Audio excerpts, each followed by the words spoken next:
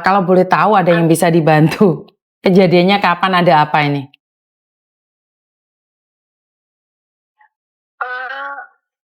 Ulangi lagi, Mbak.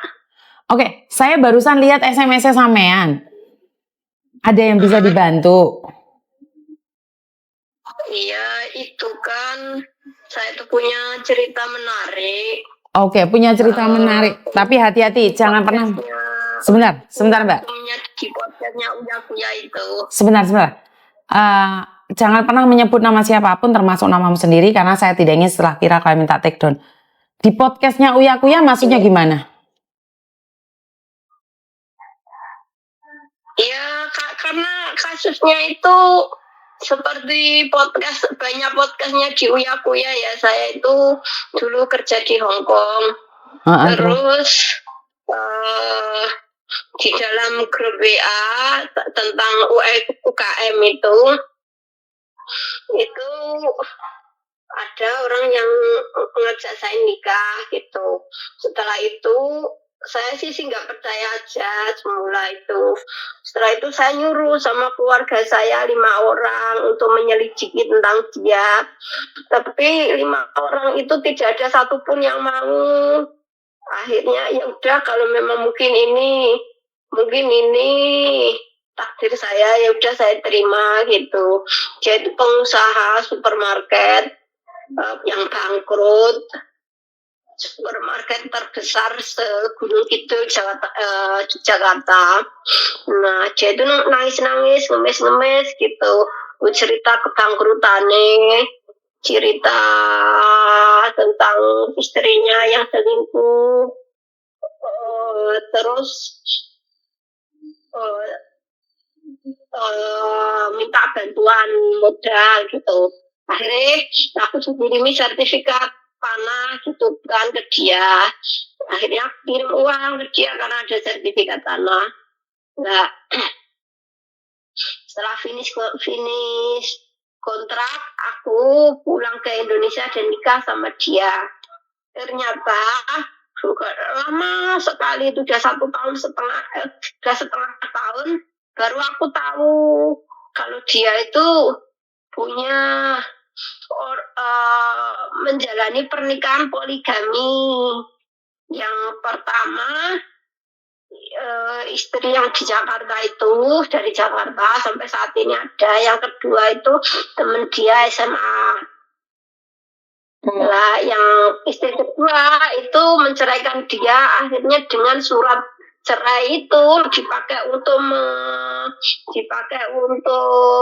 merayu para janda, dan dia mengakui bahwa istri yang pertama dia yang Jakarta itu diakui sebagai pembantu. Dan itu korbannya itu ada 13 perempuan, dan saya itu korban yang ke-7. Terlepas dia itu S1, S2, S3 itu ada korban-korban dia itu. Oke, terus? Nah, karena saya itu dulu kan juga dia nangis-nangis, ngemis-ngemis, minta bantuan permodalan dengan jaminan sertifikat itu. Akhirnya kan ya saya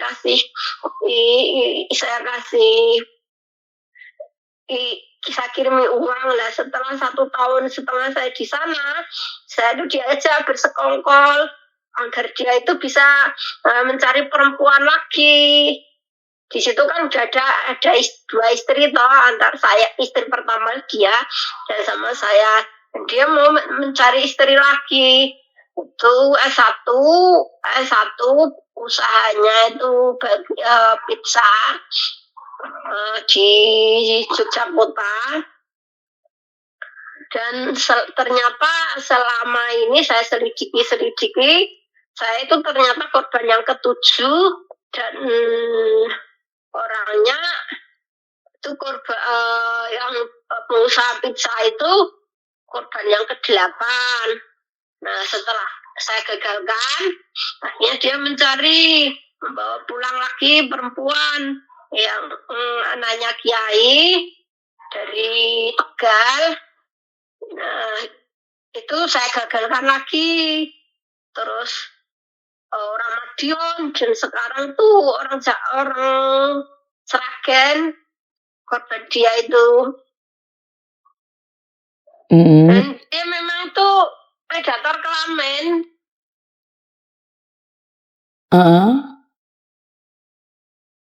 Nah makanya karena kita itu menarik, maka saya tuh pengen menjadi narsumnya di podcastnya Uya Kuya. Oke. Dan apakah 13 orang itu mau jadi saksi? Ya, maulah. Oke. Jika jenengan nggak keberatan, boleh nggak kita berbicara dulu sebelum saya kasihkan ke Uya Kuya?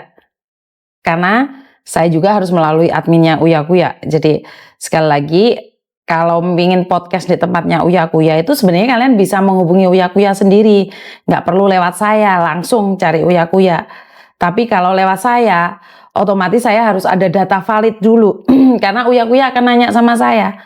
Kejadiannya seperti apa dan seperti apa, bagaimana, perlu diangkat atau tidak. Makanya saya nanya sama sampean, 13 orang itu bisa jadi saksi nggak? Terus kalau mereka sudah bersaksi, apa maunya sampean sekarang? Apa yang sampean mau? Selain podcast di tempatnya Uya Kuya, tujuannya sampean apa nih? Kan saya di situ mendapatkan sertifikat tanah toh. Nah, ternyata sertifikat tanah itu oleh teman saya itu dicuri, digadekan untuk belum saya balik nama itu dicuri sama teman saya sendiri, dipakai untuk Mbak Henfrimu jangan dekat-dekat sayang. jaminan utang pada PT Mbak Henfrimu jangan dekat-dekat, Mbak Henfrimu jangan dekat-dekat. Oke. Ya. Jadi intinya kamu itu mau melaporkan apa? Saya itu pengen dibantu sama Uya Kuya itu sertifikat saya kembali gitu.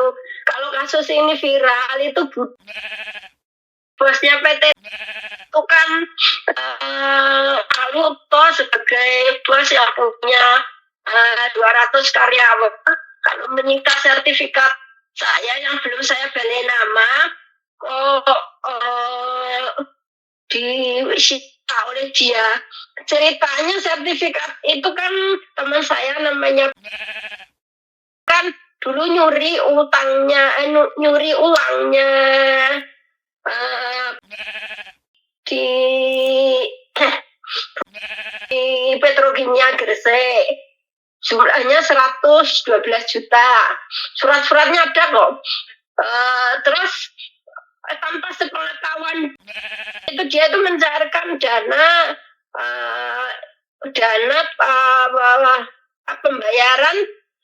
pembayarannya Petrokimia ke perusahaannya, kirim barang limbah itu. Terus sama si itu mungkin untuk nyauri utang dia gitu lah. Terus itu melaporkan kepada Polres Sidoarjo. Polres Sidoarjo ditangani oleh Pak Imsak. Lah sendiri itu yang namanya orang lapor kepada kepolisian itu kan juga nggak sebatas hanya lapor untuk memproses pokok bisa masuk penjara, itu kan gak semudah itu toh ya. Dia harus bayar polisi, bayar si Imsak itu uang sidik, uang lidik, uang gelar perkara, sidang dan lain sebagainya itu kan harus dibayar. Tapi itu nggak bayar. Nah, karena sudah dilaporkan kepada pihak Polres Sidoarjo oleh si itu ketakutan, saking takutnya akhirnya dia mencuri sertifikat saya, diserahkan sebagai jaminan utang gitu. Nah, akhirnya saya laporan balik kepada pihak kepolisian, kepada pihak kepolisian. Nah, akhirnya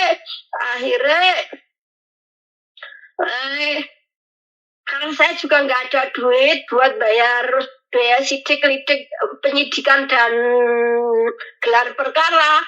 Akhirnya sampai sekarang sertifikat itu dipegang oleh itu. Sebentar.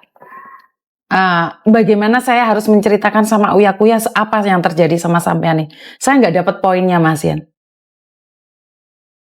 Ya, pertama ya yang diceritakan kepada Uya Kuya, saya sebagai TKI Hongkong yang ditipu oleh seorang yang bernama yang aku sebagai janda, yang aku sebagai duda, dan ternyata dia pernah menjalani pernikahan poligami. Istri yang kedua menceraikan dia.